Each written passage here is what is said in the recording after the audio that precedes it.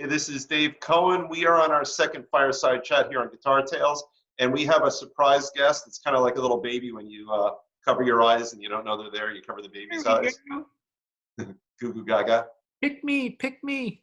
I like that. So we're going to do a couple of things on our show tonight. Scott, first of all, thanks for joining us. I got my television on fire here. You know, the funny thing is, thank you, Netflix. I thought it was real. I thought it was real. We could have convinced people it was real because it looks pretty good. Legit. You are going to do two things for us tonight, and this is another special show. You know, we're all in quarantine, really working hard with our social distancing. But you have a day job. We've talked about your day job, and you're a frontline healthcare worker. You're a pharmacist by day. So what I'd like to do I is, am. at the beginning of the show, I want to talk a little bit about getting an updated report from you and some of your insights in terms of, number one, what we should all be doing and thinking about. And then secondly, second part of the show, I want to talk a little bit about what it's like to be a musician in these challenge times. So thanks again. Awesome. Very good to be here. Or So, here. I'm in my house. I'm not even be here. I'm not in the studio. You're You're metaphorically over there and I'm over here. Yeah, you are metaphorically here. Yeah. So you've been a pharmacist for probably over 30 years at this point, right? Yeah. Started in April of 87, I think. Wow. All right. Yeah. So you're on the front line right now. So you go to work. I think you work 5, 6, 7 days a week, depending upon your schedule. Yeah, I have a full schedule.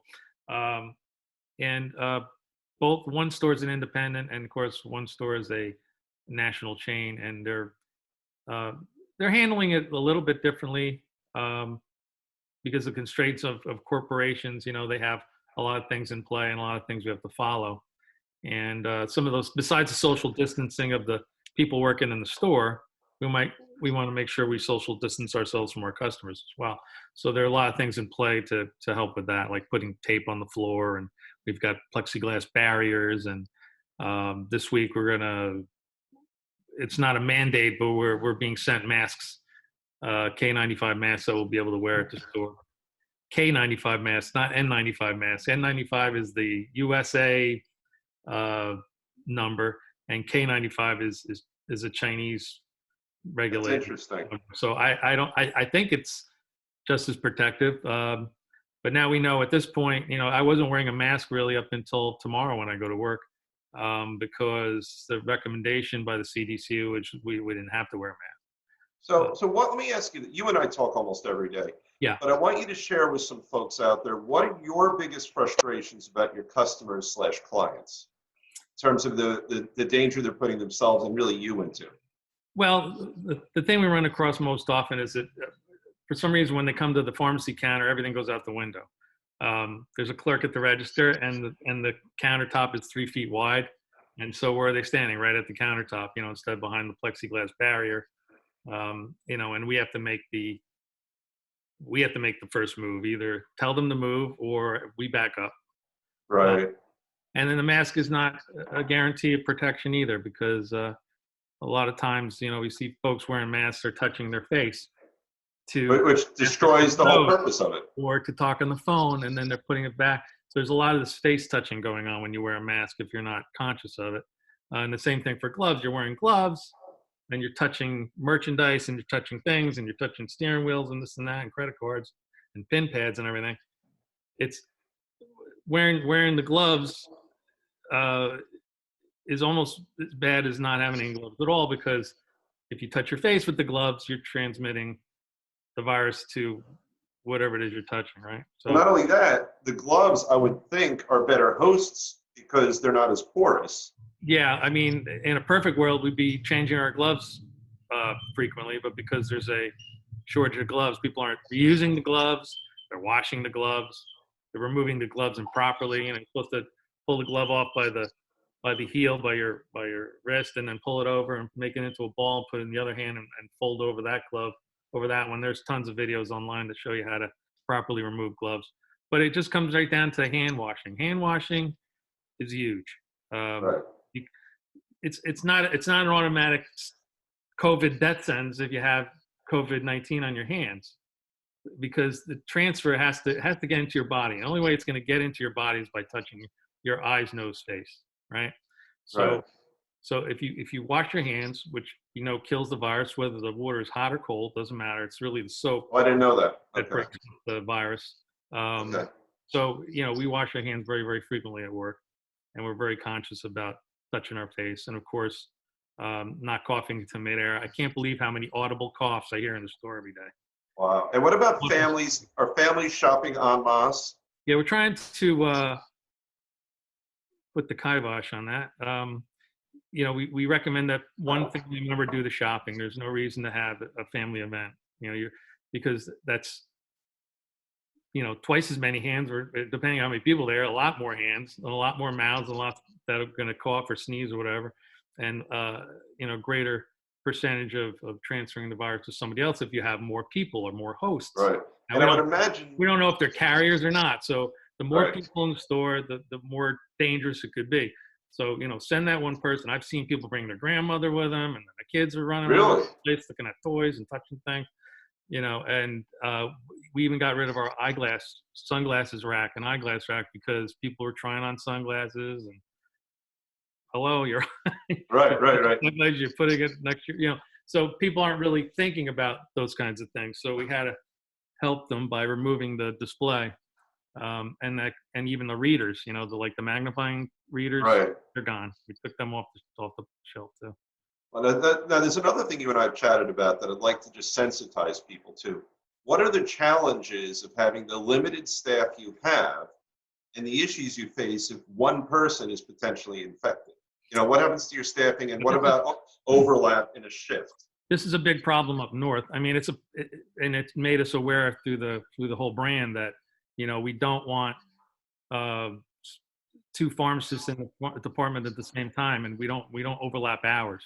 So when my shift is done, say at 3:00, and the next person's coming in, I sanitize the entire department and I leave the department, like I'm gone.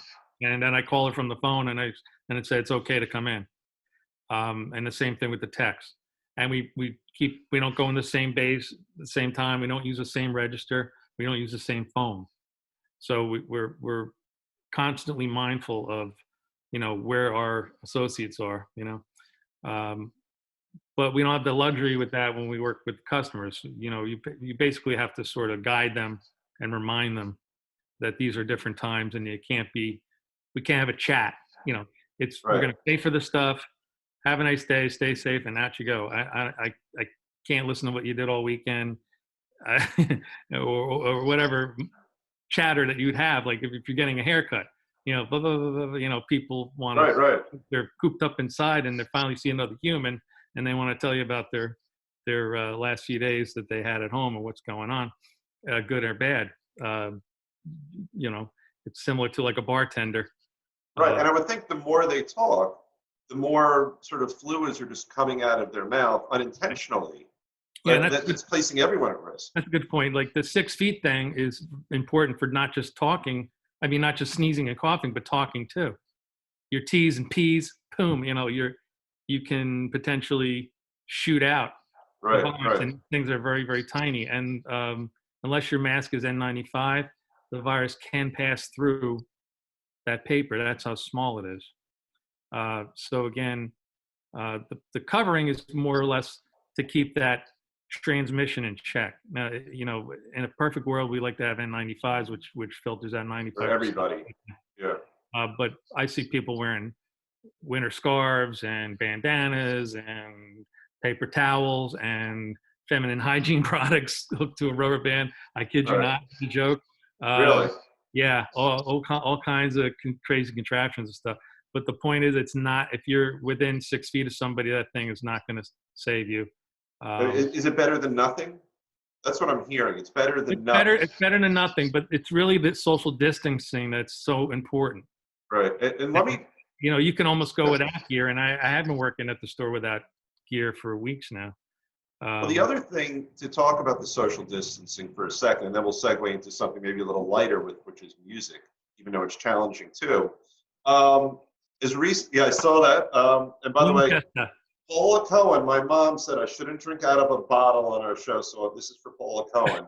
And I know you brought a glass because we talked about it. We're a classy couple of guys. We are from Mattawan. Yeah.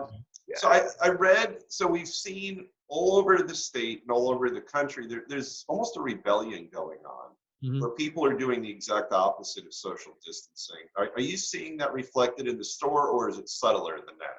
You know, are Uh, you seeing 10, 15 people en masse coming into the store, or is it different?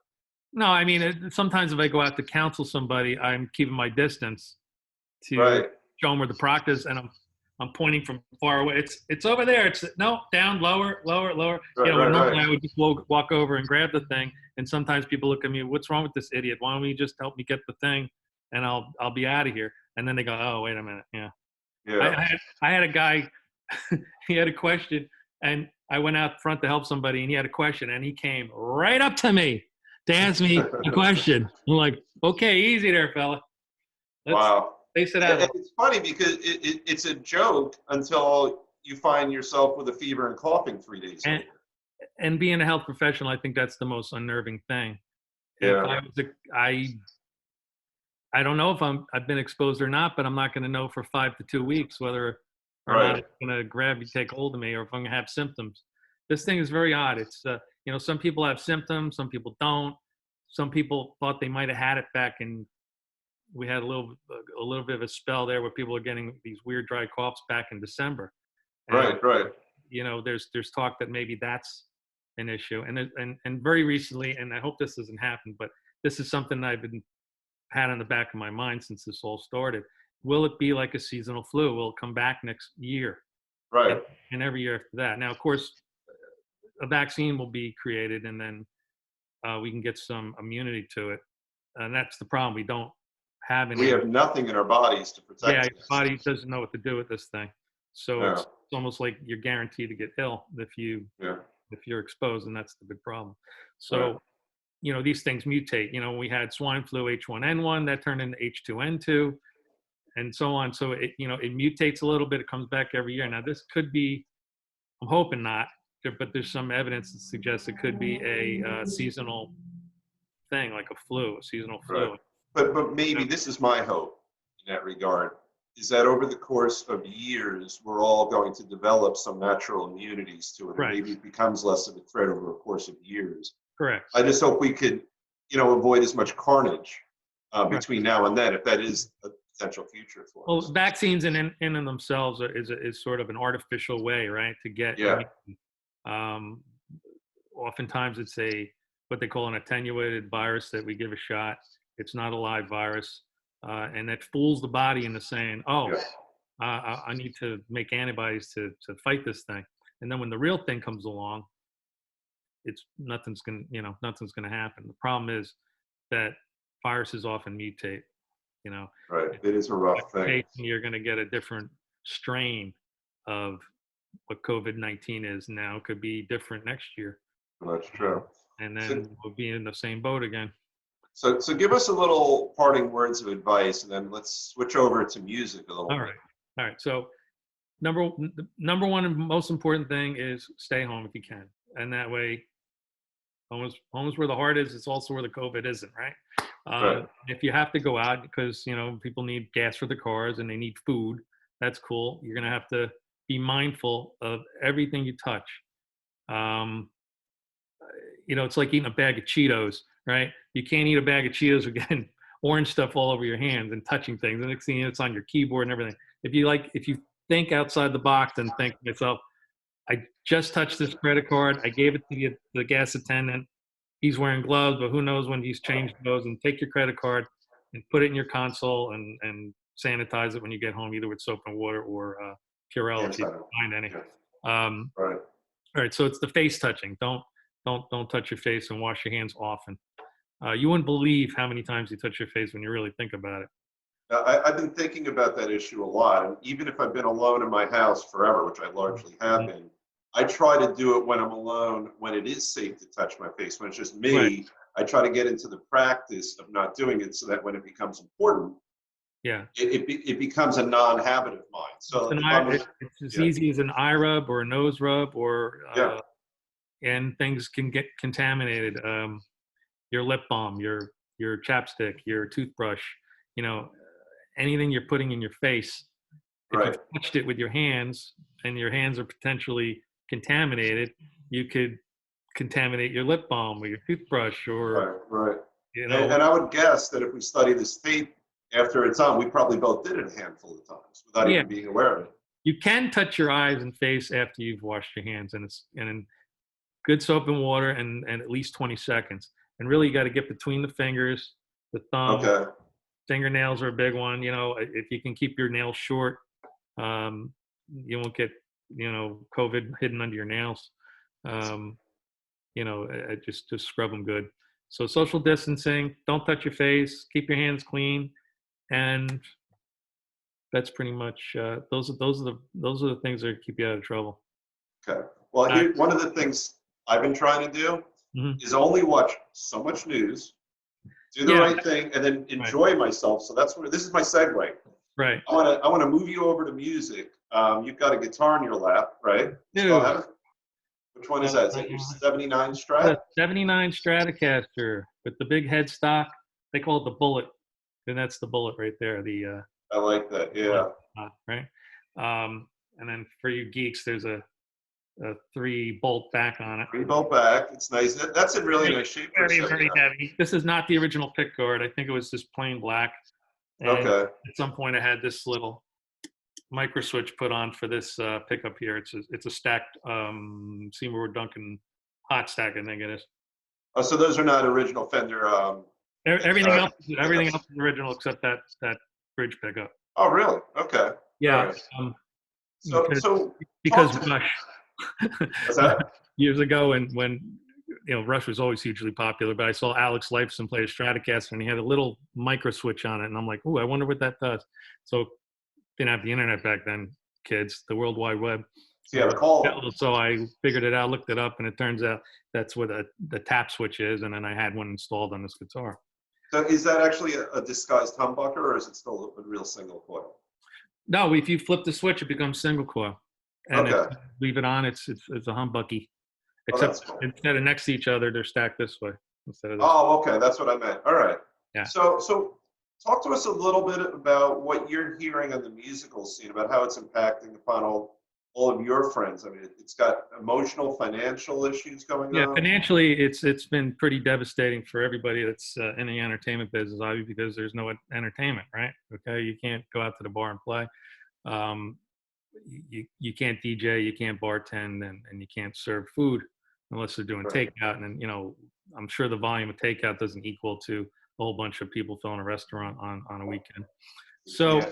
but as far as musicians go, who rely on playing out to make income, they've been taken to Facebook Live and putting up their Venmo account to see if they can get some tips.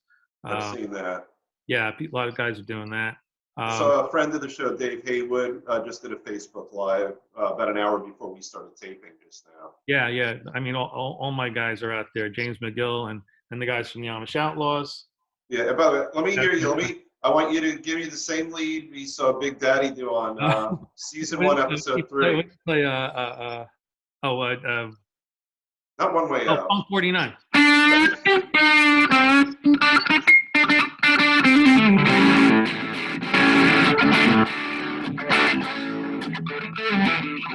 Something like that. There you go. You know what's interesting, and this is what I want to talk about too. So what we did the show with Dave Crum, like this, we did our first fireside chat. Yeah. What one of the challenges that you and I had when we were warming up for today is the microphones can't handle that. They're really nice for the voice, but Yeah. just now when you hear the playback, you'll hear it couldn't modulate between our voices and the guitar. Yeah. I scared my computer with that probably with my wonderful playing. There are ways to improve the quality of your Facebook Right. Live, and it can get pretty geeky out there. There's a couple of programs that can let you use your iPhone as the camera and not the camera on your laptop, which is probably not as good as your iPhone camera. Right, and there's always, you see all the videos, there's that leaning forward before and after the video. Right. So you would externally hook up your iPhone camera to your laptop, with a wire, obviously, that's Right. can go into the Mac or whatever it is you have, and you can use that as an external camera instead of spending a bunch of money on a brand new camera. And there's software and stuff, their apps and things that help you make Right. that. I'm not going to get into detail. So The other thing I really like is a product called Jam Kazam, okay.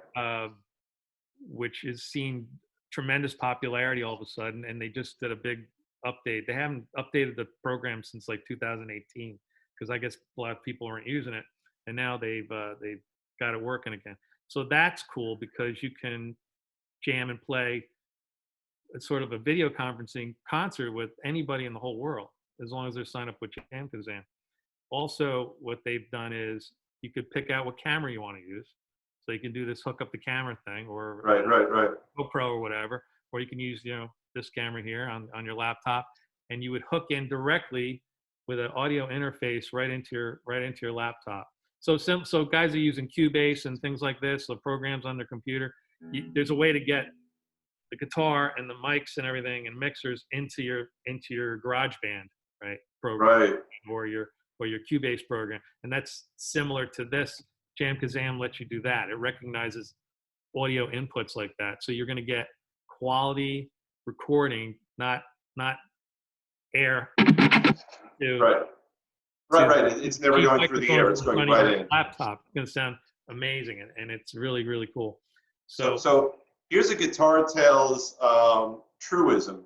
Time flies. So you and I committed to try to be under 30 minutes. We're already approaching it.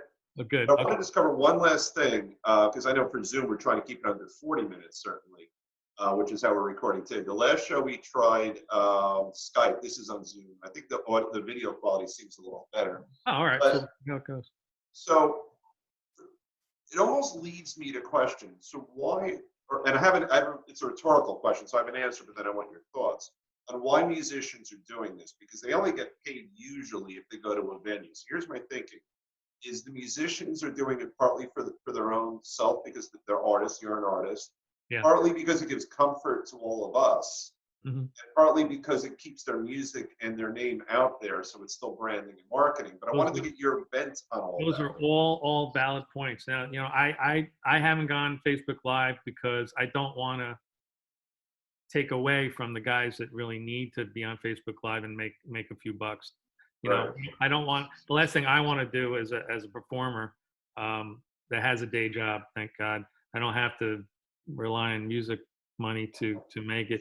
So I want to leave the networks open to them. I want to leave Facebook Live up to them. There's something to be said about too many shows. Every Saturday night is clogged with shows of guys I know and guys I don't know, and girls playing and singing, and it's great. And a lot of them are on they do their entire show. They're on for like hours, 3 hours. I've seen that. I've seen a few of them like that. I think on average, if you're going to do it, maybe a 1 hour show is probably the way to go. Right. People are going to keep checking in. And I think because that Facebook Live video is going to be saved and you can share it. And if it's super long, I don't know if people are going to hang in there that long. Right. And you and I learned a week and a half ago that for now Facebook Live is limited to one participant. We can't do this. We can't do the two deal. You're basically setting up your screen and whoever's in this box with you. That's right. You're done. Live. So that person's going to have to be there with you in person. Now, unless it's your wife, who I don't think has coronavirus. Hey, honey.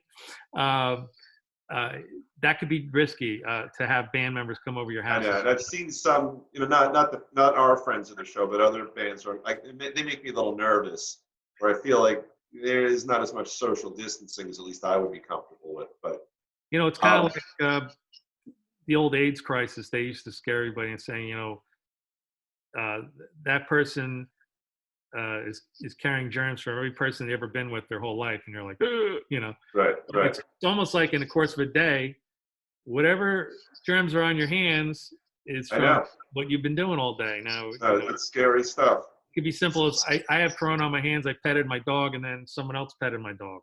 Right. Transferred. So but as long as you don't touch your face, they're going to be gone when you wash your hands. That's right. So I'm mindful of our timing right now because I don't want to get locked out by Zoom. Maybe you noodle a little bit. I'll shut the hell up, and then I'll just hit off. I'll let you noodle for a couple minutes. Here. I got my Line 6 JM looper. That's another thing you guys could look for. Loopers, and there's Beat Buddy pedals and all kinds of crap you can put on earphones or not. Okay. Depends how much you want to annoy the neighbors, and you could just go crazy and play your heart's content. If that's something that you need to do, get it off your.